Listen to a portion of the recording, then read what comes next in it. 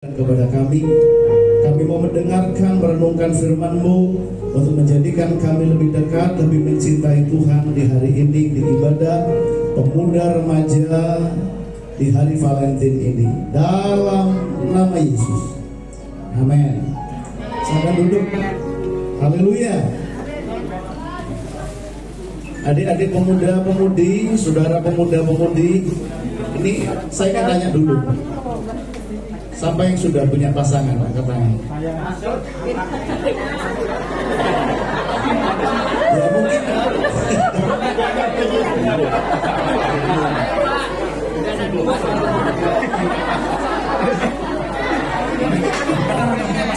Pasti saya belum menikah. Yang baru punya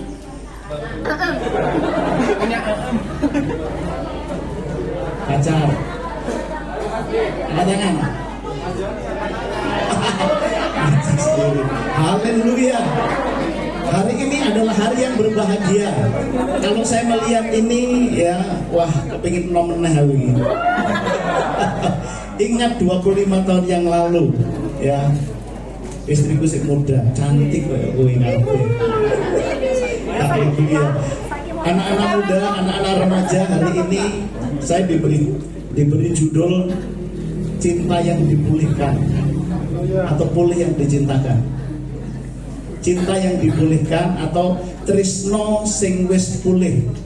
Ya, awalnya ono opo karo trisno. Ya, sebelum saya mengupas jauh tentang firman Tuhan.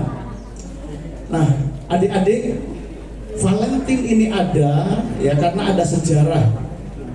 Abad ketiga yang lalu ya, ada dua versi. Yang satu dia bilang katanya dia Valentine ini ada disebut Valentine, ada juga Valentino ya, macam-macam ya. Dia seorang pastor ya, sehingga pada waktu itu ada Kaisar Claudius II ya, dia kepingin menjadi kaisar yang hebat sehingga dia merekrut beberapa anak-anak muda untuk menjadi tentara. Singkat saja, nanti lengkap di Google. Nah, kemudian karena anak-anak muda ini mereka masih sayang istri, sayang pasangan, sehingga mereka tidak mau datang di medan peperangan. Kebanyakan tidak mau datang. Maka membuat sebuah aturan bahwa tidak boleh menikahkan orang ya. Gereja-gereja dilarang untuk menikahkan pasangan. Sehingga ada pastor yang bernama Valentine. Dia menikahkan pasangan diam-diam, dan kemudian didengarlah oleh Claudius II ini. Akhirnya dia dipanggil, dipenjara, dipukul, disiksa, dan akhirnya dihukum pancung. Itu pada tahun 269 Masehi ya. Lalu apa hubungannya dengan Alkitab? Nah, apa hubungannya kalau Alkitab? Kan lebih hebat Musa, lebih hebat siapa lagi? Yang membelah laut Kolsom. Ini apa hebatnya? Ini kan sebuah cerita ya, sesuatu seorang bisa terjadi kapan saja.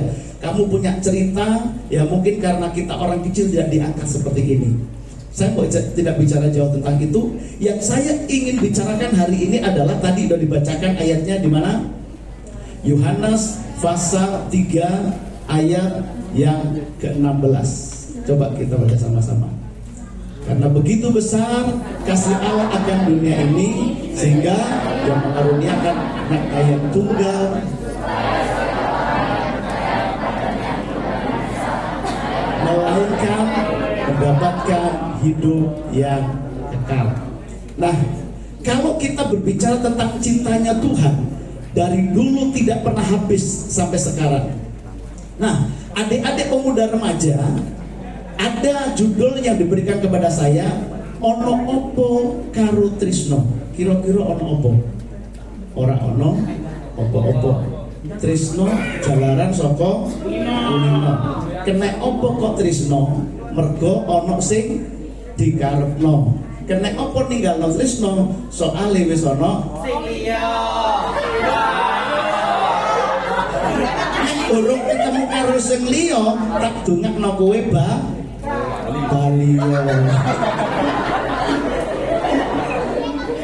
kan gitu ya kan. Cinta itu adalah sesuatu yang kuat Ya, maka di Natal tempo hari ada berjudul kekuatan cinta atau the power of love.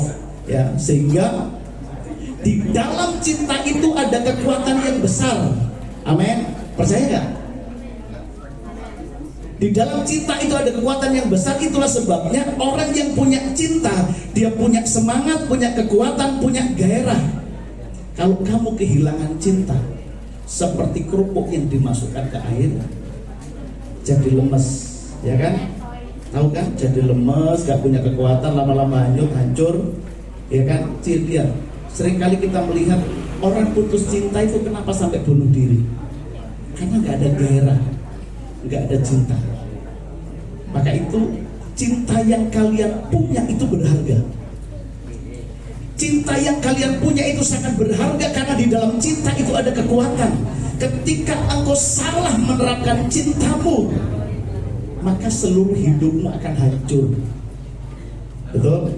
Nah, itulah sebabnya apa yang sudah engkau miliki di dalam hatimu dan engkau ketika engkau kenal dengan Yesus, maka itu sesuatu yang sangat dahsyat. Saya lebih suka dengan Kidung Agung. Coba dibaca. Kidung Agung 8 ayat yang ke-6 dan ayat yang ke-7. Wah, ini hebat ini. Kidung Agung 8 ayat 6 dan ayat ke-7. Coba ditayangkan. Sudah di depan? Oke. Ayo kita baca sama-sama supaya hebat. 1, 2, 3. Taruhlah aku seperti meterai pada hatimu, seperti meterai pada lenganmu, karena cinta kuat seperti maut, gairah gigih seperti dunia orang mati, nyalanya adalah nyala api seperti nyala api Tuhan. 7. Air yang banyak tak dapat memadamkan cinta, sungai-sungai tak dapat menghanyutkannya. Sekalipun orang memberi segala harta benda, rumah untuk cinta, namun pasti akan percaya orang. Ini artinya cinta itu kuat. Saking kuatnya maka seringkali kita mendengar cinta itu buta. Betul? Kok iso buta lho, gak percaya. Ayo coba kowe nek wis kadung pacar, kadung cinta, wong tua ngomong, "Jo, iku gak bener." Ora apik iki wong tenan apik. Lho jare kancaku iku lho, arek iku gak patek apik, suka playboy, suka ndak aku kenal. Oh, bapak gak harus, ibu gak harus, arek iku apik tenan. Pernah gak dengar seperti itu? Siapapun ngomong ke kamu, kalau kamu sudah cinta, gak ada kata no. Yang ada adalah yes. Itu cinta. Jadi cinta itu hanya ada satu, yes. Pahit ngomong enak, enak. Cinta. Maka sering ada lagunya, gula Jawa rasa coklat, tahu kucing, tai kucing rasa coklat. Kenapa? Cinta. Hancur. Karena Alkitab sendiri mengatakan, air yang banyak, harta benda yang besar tidak akan bisa menghanyutkan cinta, karena di dalam cinta itu ada kekuatan. Maka itu adik-adik, ya, maaf saya itu agak sariawan. Istilah anakku panen ngomong kok oleh sariawan biasanya rotok kleru-kleru, tidak apa-apa tak telateni alon-alon. Saya biasa kalau rotok sariawan ngomong sok kegigit. Ya, saudara, contoh-contoh orang yang punya cinta kuat. Yang pertama Adam dan Hawa. Ya kan? Ngerti gak dia? Kisahnya kan begini. Adam itu kan pertama kan sendirian, betul? Kemudian, ya kan? Pertama Tuhan kasihan. Kasih Tuhan itu melihat Adam diwen itu tidak tego. Maka dibuatlah Hawa. Turu enak ngol, bangun, wis ono pasangan. Ya, sapa sing kepengin ngono? Tuhan gak oleh buka, gak usah boleh lah. Wis gak usah nembak-nembak lah. Tak turu, mari ngono wis moro-moro ono wanita cantik di sampingku. Sing wedok ya ngono. Wis gak usah bingung-bingung golek. Turu moro esuk-esuk ono laki-laki ganteng. Seperti itu. Nah, kemudian pesan yang diberikan Tuhan, semua boleh kamu makan, hanya satu jangan kamu makan. Ya kan? Yang pertama yang nggak boleh dimakan adalah Adam karena suaminya sendiri. Buah-buahan itu ada satu yang di pohon kehidupan nggak boleh dimakan. Tapi Hawa ini makan. Ya kan, coba pikir. Ketika Hawa makan, menurut Alkitab dalam kitab Kejadian dibawa kepada suaminya, ya kan? Mas Adam, kilo enak Mas Adam. Loh, gitu gitu. Ini lebih Tuhan ini. Loh, iya Mas. Loh, dosa iki tenan iki. Aku wis dipeseni ambek Tuhan gak oleh dipangan iki. Nek mangan modar awak dhewe iki. Loh, Adam kok koreng-koreng. Hawa bilang, terus piye aku mati dhewe. Ya? Alkitab berkata, Adam akhirnya juga ikut. Akhirnya dua-duanya jatuh dalam dosa. Coba dipikir secara akal. Lho nek Adam misalnya ndak gelem makan, sing dosa mung sapa? Hawa. Wes Tuhan, aku gak seneng iki ngangge dosa. Wes gawe oleh tak turu aku. Tidur lagi saya tak tidur. Besok jadikan lagi satu. Bisa toh? Ya. Tapi karena cinta, makanya cinta itu kan kuat seperti mau. Sekalipun Hawa dosa, ternyata sih diterima oleh Adam.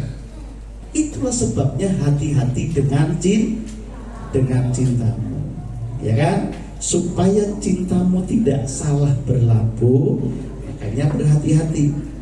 Yang kedua, Samson dan Delilah. Pernah dengar ceritanya kalau sebelumku? Dengar semualah. Lo bayangkan lo wis dikandani, itu lo berasal dari musuh, ya kan? Anak dari musuh bebuyutan orang Israel, orang Filistin, ojo ndak boleh. Tapi cintanya begitu dalam. Samson berahasia, ya kan? Betul? Yang tidak boleh diketahui, ketika rahasia diketahui dia nggak punya kekuatan. Tapi karena cintanya dengan Delilah, kasih tahu, hancur. Samson salah berlabuh cintanya. Yang ketiga, cepat saja. Yang ketiga, Ruth dan Naomi. Nah, ini cinta yang bagus. Kalau Ruth dan Naomi ini bagus. Ketika Ruth ini kehilangan suami, ada dua, Ruth dan Orpa. Di situ dalam kitab Ruth ya. Kemudian mereka harusnya nikah lagi. Tapi karena dia udah cinta, kenapa? Karena dia kenal Tuhan. Dia sudah mengenal cintanya Tuhan yang dikenal oleh Naomi. Maka Ruth bilang, Allahku juga adalah Allahmu. Maka mereka berdua pulang ke Bethlehem. Cintanya Ruth dipulihkan dan kemudian di sana dia mendapatkan yang luar biasa, dapat suami Boaz, dan akhirnya dia masuk di dalam silsilah keturunan para nabi, termasuk keturunan daripada Daud. Amin. Nah, terus yang dahsyat lagi itu adalah Daud. Pernah nggak dengar? Ketika Daud habis mengalahkan Goliat, ya dengar, dia dijebak oleh Saul. Dibilang, kamu tak nikah no sama anak aku, punya anak namanya Mikal, ya kan? Lalu Daud dibilang apa? Tapi mas kawinnya itu bukan uang. Ayo apa mas kawinnya? Yang tahu siapa? Mas kawinnya apa? Kalau ada disebut om, apa? Siapa? Mas kawinnya itu kulit katan, khusus wong lanang sih oleh 200 kulit katan. Saya sudah saking cintanya Daud, dia pergi, dia bunuh orang Filistin, dan dia persembahkan itu 200 kulit tadi itu. Dia dapat cinta, ya kan?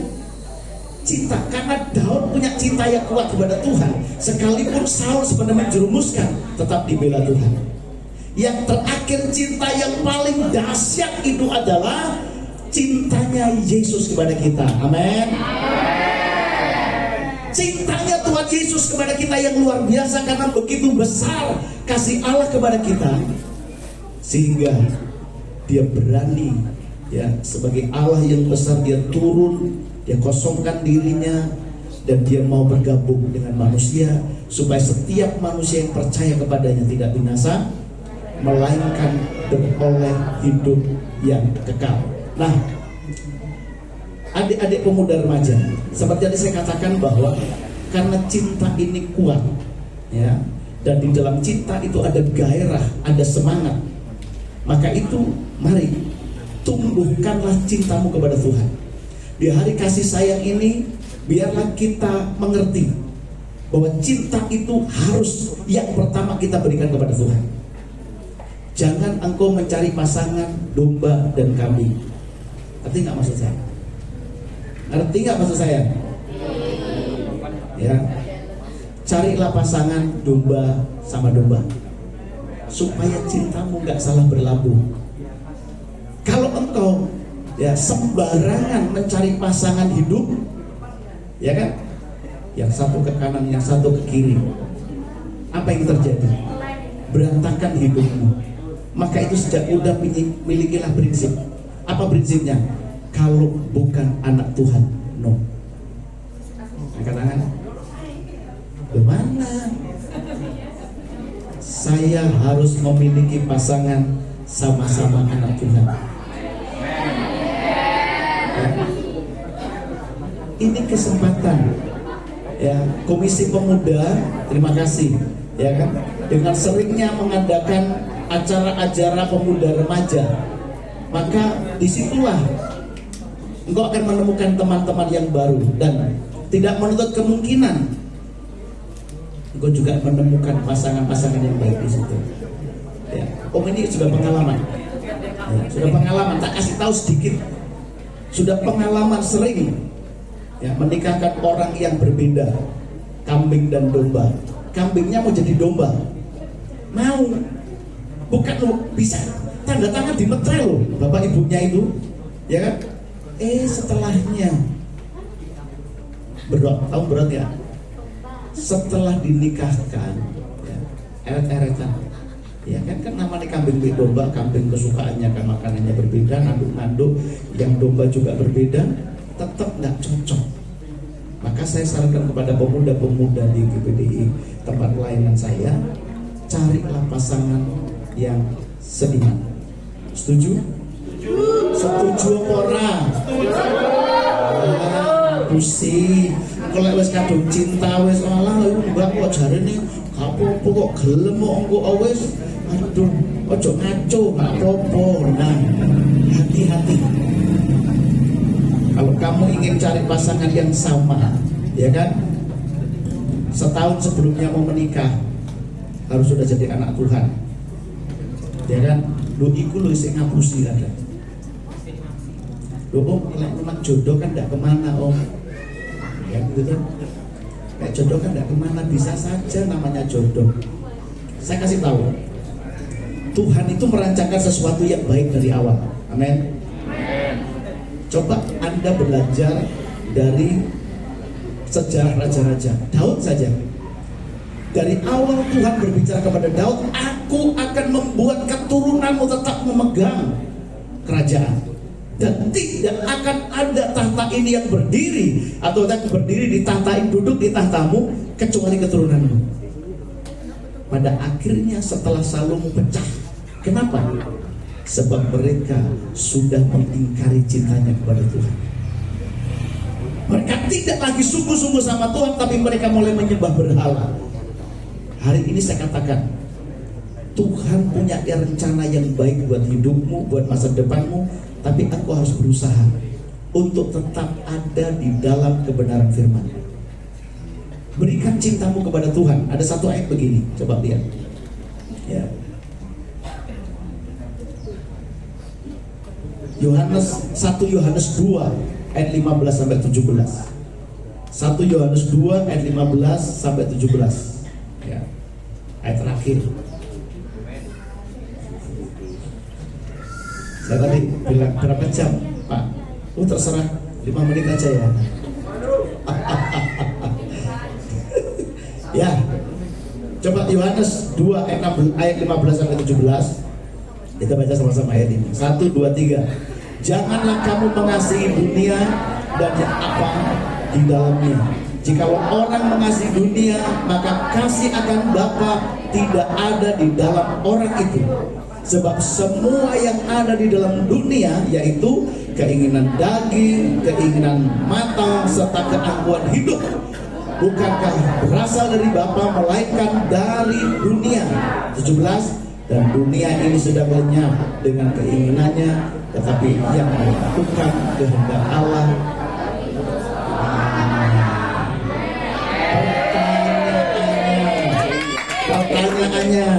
Pertanyaannya, mau hidup selamanya apa sementara? Kan? Kalau hidup selamanya, pilihannya apa? Cintailah Tuhan. Amin. Kenapa? Kalau kamu ingin hidup selamanya, cintailah Tuhan. Kenapa? Karena cintanya Tuhan sudah diakui. Amin. Cintanya Tuhan sudah terbukti di dalam Yohanes 3 ayat. Tapi dunia itu juga cintanya terbukti. Kemewahan, saudara, ya kan? Hidup yang penuh dengan gemerlapan, itu cintanya dunia.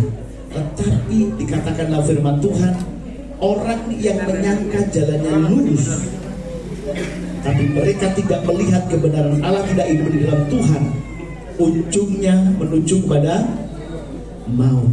Nah, hari ini mau saya katakan kepada adik-adik pemuda remaja, berikan hidup kepada Tuhan. Kau yang hari ini punya rasa sakit hati, putus asa, putus cinta, apalagi, ya kan? Dan mungkin kamu habis putus dengan pacarmu, ya, sehingga galau. Saya katakan hari ini jangan takut, Tuhan punya stok banyak buat kamu, ya kan? Asal engkau hidup menurut firman Tuhan, dalam masa mudamu engkau serahkan kepada Tuhan. Tuhan lebih tahu masa depanmu daripada bapak. Orang tua kita hanya menyiapkan sesuatu, warisan dunia, harta benda, kemewahan hidup kalau punya. Mereka lupa bahwa segalanya dalam hidup itu hanya ada di dalam Yesus. Tetaplah cinta Yesus lebih daripada yang lain. Berikan hidupmu supaya cintamu dipulihkan Tuhan dan engkau menjadi milik Tuhan selama-lamanya. Tuhan berkati. Musik maju ke depan. Saya kajikan pujian. Ku mau cinta Yesus selamanya. Haleluya. Terima kasih Tuhan Yesus. Ku mau cinta Yesus.